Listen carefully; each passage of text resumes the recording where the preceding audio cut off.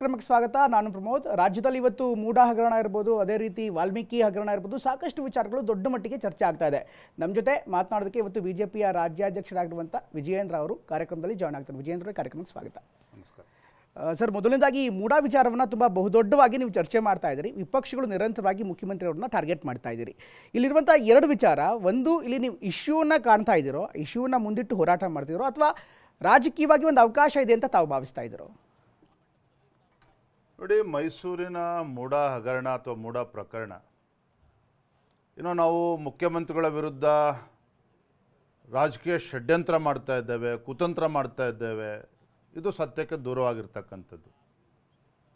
ಆದರೆ ಯಾವ ಸಿದ್ದರಾಮಯ್ಯನವರು ರಾಜ್ಯದ ಮುಖ್ಯಮಂತ್ರಿಗಳಾಗಿ ಅಹಿಂದಾದ ಹೆಸರು ಹೇಳಿಕೊಂಡು ಆಡಳಿತ ಚುಕ್ಕಾಣಿ ಹಿಡಿದಿರ್ತಕ್ಕಂಥ ಸನ್ಮಾನ್ಯ ಸಿದ್ದರಾಮಯ್ಯನವರು ಅವರ ಒಂದು ಆಡಳಿತ ಅವಧಿಯಲ್ಲಿ ಏನು ಹಿಂದೆ ನಾಲ್ವಡಿ ಕೃಷ್ಣರಾಜ ಒಡೆಯರ್ ಅವರು ಆ ಕಾಲಘಟ್ಟದಲ್ಲಿ ಬೆಂಗಳೂರು ಇರ್ಬೋದು, ಮೈಸೂರು ಇರ್ಬೋದು, ಒಂದು ಪರಿಪೂರ್ಣವಾಗಿ ಅಭಿವೃದ್ಧಿ ಆಗಬೇಕು, ಸರ್ವತೋನ್ಮುಖ ಅಭಿವೃದ್ಧಿ ಆಗಬೇಕು, ಜೊತೆಗೆ ಅಲ್ಲಿರ್ತಕ್ಕಂಥ ಬಡವರಿಗೆ ನಿವೇಶನಗಳನ್ನು ತಲುಪಿಸ್ಬೇಕು, ಕೊಡಬೇಕು ಅಂತಕ್ಕಂಥ ಸದುದ್ದೇಶವೇನಿತ್ತು, ಅದೆಲ್ಲವೂ ಕೂಡ ಸನ್ಮಾನ್ಯ ಸಿದ್ದರಾಮಯ್ಯನವರ ಆಡಳಿತಾವಧಿಯಲ್ಲಿ ಇವತ್ತು ಮಣ್ಪಾಲಾಗಿದೆ.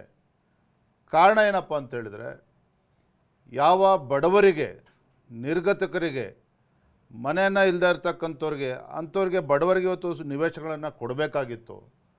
ಅಂಥ ನಿವೇಶನಗಳು ಇವತ್ತು ಹಾದಿಲಿ ಬೀದಿಲಿ ಹೋಗ್ತಕ್ಕಂಥವ್ರಿಗೆ, ರಾಜಕೀಯ ಮುಖಂಡರುಗಳಿಗೆ, ಅವರಿಗೆ ಬೇಕಾದಿರ್ತಕ್ಕಂಥವ್ರಿಗೆ, ಸ್ವತಃ ಮುಖ್ಯಮಂತ್ರಿಗಳ ಕುಟುಂಬದ ಸದಸ್ಯರಿಗೆ ಇವತ್ತು ನಿವೇಶನಗಳನ್ನು ಕೊಟ್ಟಿರ್ತಕ್ಕಂಥದ್ದು ಇದು ಅಕ್ಷಮ್ಯ ಅಪರಾಧ.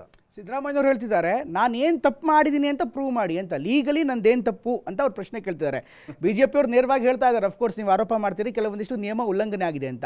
ನೀವೇನೇ ಹೇಳಿದ್ರು ಕೂಡ legally I am correct, legally I am right ಅಂತ ಹೇಳ್ತಾರೆ. ನೀವು ರಾಜ್ಯಾಧ್ಯಕ್ಷರಾಗಿ, ವಿಪಕ್ಷದ ಒಬ್ಬ ನಾಯಕರಾಗಿ ಸಿದ್ದರಾಮಯ್ಯನವರು ಇಂತಿಂಥ ತಪ್ಪು ಮಾಡಿದಾರಂತ ವೀಕ್ಷಕರಿಗೆ ವಿವರಿಸಿ ಹೇಳ್ಬೋದಾ? ಪ್ರಮೋದ್ನ ಮತ್ತೊಮ್ಮೆ ಪುನರುಚ್ಚಾರ ಮಾಡುತ್ತೇನೆ, ರಾಜ್ಯದ ಜನತೆಗೂ ಕೂಡ ಸತ್ಯಾಂಶ ಗೊತ್ತಾಗಬೇಕು. ಮೈಸೂರು ಮೂಡಾದಲ್ಲಿ ಆಗಿರ್ತಕ್ಕಂಥ ಹಗರಣ ಇವತ್ತು ಅಹಿಂದ ಹೆಸರನ್ನ ಹೇಳ್ಕೊಂಡು ಬಂದಿರತಕ್ಕಂಥ ಸಿದ್ದರಾಮಯ್ಯವರ ನೇತೃತ್ವದಲ್ಲಿ ಅವರ ಸಮ್ಮುಖದಲ್ಲಿ ಹಗರಣ ಆಗಿರ್ತಕ್ಕಂಥದ್ದು. ಒಂದು ಕಡೆ ಅವರ ಕುಟುಂಬಕ್ಕೆ ಕೊಟ್ಟಿರ್ತಕ್ಕಂಥ ನಿವೇಶನ ಇರ್ಬೋದು, ಸಿದ್ದರಾಮಯ್ಯನವರು ಮುಖ್ಯಮಂತ್ರಿಗಳು ಆದ ನಂತರದಲ್ಲಿ ಸಾವಿರಾರು ನಿವೇಶನಗಳನ್ನು ಇವತ್ತು 3,000-4,000 ಕೋಟಿಗೂ ಹೆಚ್ಚು ಮಿಗಿಲಾಗಿರ್ತಕ್ಕಂಥ ನಿವೇಶನವನ್ನು ಮನಬಂದಂತೆ ನೀಡಿದ್ದಾರೆ ಇವರ ನಾಯಕತ್ವದಲ್ಲಿ. ಅದನ್ನೇ ಇವತ್ತು ಭಾರತೀಯ ಜನತಾ ಪಾರ್ಟಿ ಪ್ರಶ್ನೆ ಮಾಡ್ತಾ ಇರ್ತಕ್ಕಂಥದ್ದೇ ಹೊರತು ನಾವು ಇದರ ರಾಜಕಾರಣ ಮಾಡ್ತಾ ಇಲ್ಲ. ಆದರೆ ವಿರೋಧ ಪಕ್ಷವಾಗಿ ನಮ್ಮ ಕರ್ತವ್ಯನೂ ಇದೆ, ಕೂಡ ಜವಾಬ್ದಾರಿನೂ ಕೂಡ ಇದೆ. ಯಾವಾಗ ಸರ್ಕಾರ ಎಡುತ್ತದೆ, ಆಡಳಿತ ಪಕ್ಷ ಎಡುವುದಂಥ ಸಂದರ್ಭದಲ್ಲಿ ಅವರನ್ನು ಸರಿದಾರಿಯಲ್ಲಿ ತೆಗೆದುಕೊಂಡು ಹೋಗ್ತಕ್ಕಂಥ ಕರ್ತವ್ಯ ಇವತ್ತು ವಿರೋಧ ಪಕ್ಷಕ್ಕಿದೆ. ಆ ವಿರೋಧ ಪಕ್ಷವಾಗಿ ನಾವು ಸಮರ್ಥವಾಗಿ ಅದನ್ನು ನಾವು ಮಾಡ್ತಾ ಇದ್ದೇವೆ. ಇಲ್ಲಿ ಪಾಯಿಂಟ್ ಬೈ ಪಾಯಿಂಟ್ ಮಾತಾಡೋಣ. ಪ್ರಮುಖವಾಗಿ ಸಿದ್ದರಾಮಯ್ಯನವರ ಕೇಸ್ ಸ್ಟಡಿಯಿಂದ ಇಟ್ಕೊಂಡೇ ಮಾತಾಡೋದಾದರೆ, ಆರಂಭದಲ್ಲೇ ನೀವು ಹೇಳಿದ್ರಿ ಯಾರಿಂದ ಖರೀದಿ ಮಾಡಿದ್ರೋ ಅದೇ ದೊಡ್ಡ ಪ್ರಶ್ನಾರ್ಥಕ ಚಿಹ್ನೆ ಆಗಿದೆ ಅಂತ.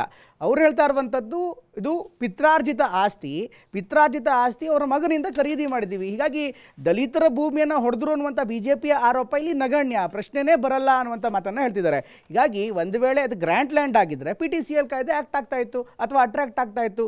ಈಗ ಪಿತ್ರಾರ್ಜಿತ ಆಸ್ತಿ ಆಗಿರೋದ್ರಿಂದ ಅಲ್ಲಿ ಏನು ಪ್ರಾಬ್ಲಮ್ ಇದೆ ಅಂತ ಅವ್ರು ಪ್ರಶ್ನೆ ಕೇಳ್ತಾರೆ. This a point number 1. 2-3 ವಿಚಾರ ಮಾತ್ರ ನಾನು ಉಲ್ಲೇಖ ಮಾಡ್ತೇನೆ. 1935ರಲ್ಲಿ ಹರಾಜ್ನಲ್ಲಿ ಇವತ್ತು ನಿಂಗ ಅವರು ತೆಗೆದುಕೊಂಡಿರ್ತಕ್ಕ ಒಂದು ದಲಿತ ಕುಟುಂಬ, ಒಂದು ಬಡ ಕುಟುಂಬ 1935ರಲ್ಲಿ ಹರಾಜಲ್ಲಿ ತೆಗೆದುಕೊಂಡಿರ್ತಕ್ಕಂಥದ್ದು. ತದನಂತರದಲ್ಲಿ ನಿಂಗ ಅವರು ತೀರ್ಕೊಂಡ್ಮೇಲೆ ಅವ್ರಿಗೆ 3 ಜನ ಮಕ್ಕಳಿದ್ದಾರೆ. ಒಬ್ಬರು ಮಲ್ಲಯ್ಯ ಅಂತ ಇದ್ದಾರೆ, ಮೈಲಾರಯ್ಯ ಅಂತ ಇದ್ದಾರೆ, ದೇವರಾಜ್ ಅಂತ ಇದ್ದಾರೆ. 3 ಜನ ಮಕ್ಕಳಿದ್ದಾರೆ. 3 ಜನ ಮಕ್ಕಳು ಸಹ ತಂದೆಯವರು ತೀರ್ಕೊಂಡ ನಂತರದಲ್ಲಿ 1967-68ರಲ್ಲಿ 3 ಜನಕ್ಕೂ ಏನು ಭಾಗ ಆಗಿರ್ತದೆ ಜಮೀನು, ಎಲ್ಲರೂ ಸೇರಿ ಮೈಲಾರಯ್ಯಂಗೆ ಆ ಜಮೀನನ್ನು ವಾಪಸ್ ಕೊಡ್ತಾರೆ. ಇವ್ರು ಖರೀದಿ ಮಾಡೋದು ಯಾರಿಂದ? ಯಾರು? Mallikarjun Swami, so called brother in law of ಮಾನ್ಯ ಮುಖ್ಯಮಂತ್ರಿಗಳವರ ಬಾಮೈದೇನಿದ್ದಾರೆ, ದೇವರಾಜಿಂದ ಖರೀದಿ ಮಾಡ್ತಾರೆ, 3ನೇ ಮಗನಿಂದ. ಯಾರಿಂದ ಮಾನ್ಯ ಮುಖ್ಯಮಂತ್ರಿಗಳ ಕುಟುಂಬಸ್ಥರು ಖರೀದಿ ಮಾಡ್ತಾರೆ, Devaraj is not the legal is not the owner of that property. ಆ ಯಾವ 3 ಎಕರೆ 16 ಗುಂಟೆ ಜಮೀನನ್ನು ಖರೀದಿ ಮಾಡ್ತಾರೆ, ಮುಖ್ಯಮಂತ್ರಿಗಳವರ ಬಾಮೈದ ದೇವರಾಜ ಜಮೀನಿನ ವಾರಸುದಾರ ಅಲ್ಲೇ ಅಲ್ಲ, is not the owner of that property. So ಹಾಗೆ ನಾನು ಇಷ್ಟೇ ಹೊತ್ತು ಹೇಳ್ತೇನೆ, ಏನು ಮುಖ್ಯಮಂತ್ರಿಗಳು 62 ಕೋಟಿ ಪರಿಹಾರ ಬರಬೇಕಿತ್ತು, ನಾನು ಮುಖ್ಯಮಂತ್ರಿ ಆದ ಕಾರಣಕ್ಕೆ ನನ್ನ ಕುಟುಂಬಕ್ಕೆ ಅನ್ಯಾಯ ಆಗಬೇಕಾ?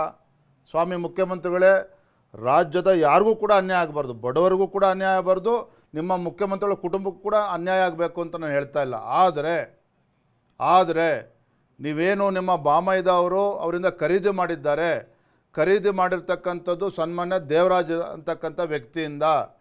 Devaraju is not a title holder, ಅವ್ರ ಓನರ್ ಇರಲಿಲ್ಲ. ಇದನ್ನು ಲೀಗಲ್ ಇದರಲ್ಲಿ ಏನಿದೆ ನಾವು ಪ್ರೂವ್ ಮಾಡ್ತೇವೆ.